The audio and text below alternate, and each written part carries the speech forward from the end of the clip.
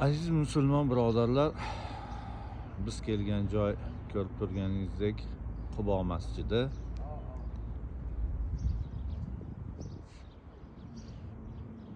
Har doimgidan holat boshqacha. Qubo masjidiga kelganimizda ziyoratchilar to'la bo'lar edi. Hozirda mana haj mavsumi boshlangani sababli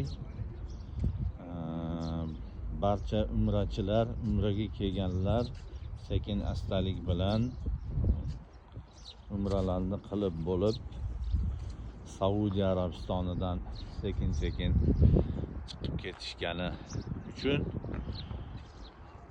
mana Qubo masjidida ham ziyoratchilar deyarli qolmagan. Endi inshaalloh bu yog'i haj va hajdan keyin yana yangi umra mavsumi ochiladi inshaalloh.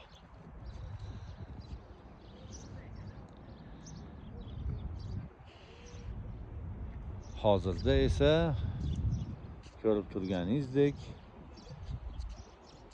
Qubo masjidi ham huvullab qolgan.